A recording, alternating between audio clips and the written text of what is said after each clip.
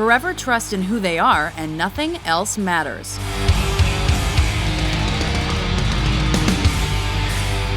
Welcome to WatchMojo.com, and today we're taking a look at the history of Metallica.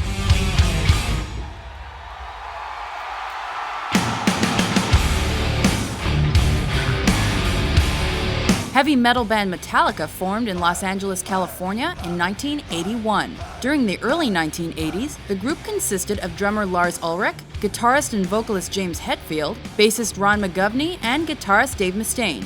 However, shortly after they made their first recordings and performances, the lineup changed. Bassist Cliff Burton and guitarist Kirk Hammett replaced McGovney and Mustaine prior to the release of their full-length debut. After hearing one of their demos, concert promoter John Zazula signed Metallica to his label Megaforce Records. The group's first album, Kill 'Em All, was released in 1983.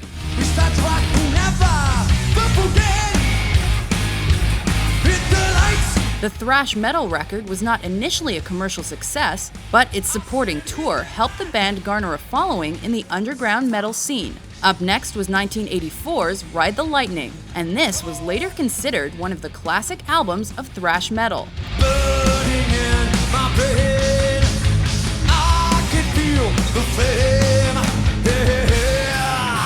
Metallica continued to impress with their performances, and they were soon signed to major label Elektra Records.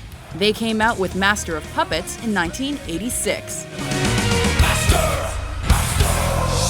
The critically acclaimed record is often regarded as one of history's most influential heavy metal albums.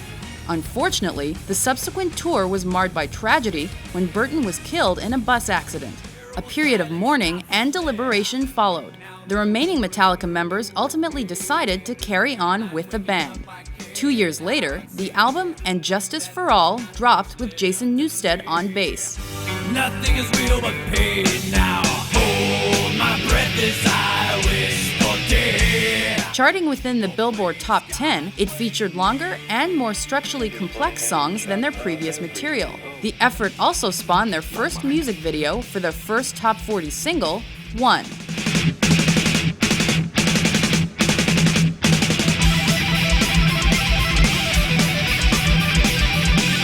Metallica released their self-titled record in 1991.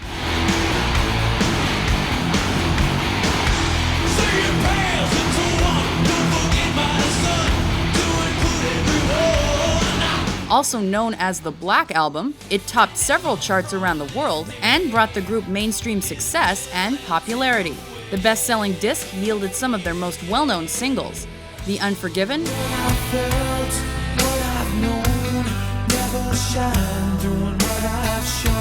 Enter Sandman,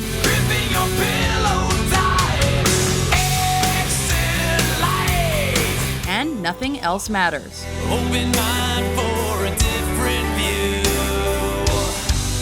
and nothing else matters. This was followed by several years of touring, during which Metallica essentially became the leaders of the heavy metal genre. In 1996, they had their second #1 album with Load. Wish I may, wish I might have this, I wish tonight. Are you satisfied? Many of their older fans were critical of the disc, which featured a change in musical direction that distanced them from their early thrash metal sound. Reload appeared the next year. It was another #1 record and produced the successful track The Memory Remains. Fortune, fame, mirror bane, gone insane, but the memory remains. Metallica spent the next few years performing shows. They also came out with a few releases, such as the covers compilation album Garage Inc. and the live effort S&M. Come on, now take the chance. That's right, calm down, son. In 2000, Metallica contributed to the movie soundtrack for Mission Impossible 2. Around the same time, the band filed a lawsuit against Napster. They alleged that the file-sharing network had infringed upon their copyrights by allowing people to download their music for free, and this eventually led to the service's demise. You know what? Maybe I wouldn't have to whore myself out if you kids didn't steal my music. Whoa. We're not stealing, okay? We're just sharing with each other, you know? After Newsted's departure in early 2001, Metallica began working on their next album with producer Bob Rock temporarily taking over on bass. The recording process was troubled and delayed by Hetfield's stint in rehab. It was filmed and later released as the 2004 documentary Some Kind of Monster.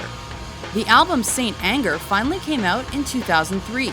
Despite mixed reviews, it premiered in the first position of the Billboard 200 and topped various international charts. Although the effort had a less traditional heavy metal sound and lacked guitar solos, Saint Anger won a Grammy for its title cut. Saint Anger round my neck. Saint Anger round my neck. After choosing Robert Trujillo as their bassist, Metallica went on a lengthy tour. The group dropped Death Magnetic in 2008. The positively reviewed album became their 5th consecutive #1 debut. It also marked a return to their thrash metal beginnings with its technically complex guitar solos. After embarking on the World Magnetic Tour, they released several EPs. In 2011, Metallica began a collaboration with Lou Reed, and this resulted in the heavy metal and noise rock album Lulu. I attract you and repel you, a science of the heart and blood and meaning. With their technical musical proficiency, elaborate song structures, and loud and fast sound, Metallica has become one of the most influential heavy metal bands to come out of the 1980s. Thank you. Good night, baby. Well, if you treat Metallica good here, we thank you very much, man. We'll see you. Thank you.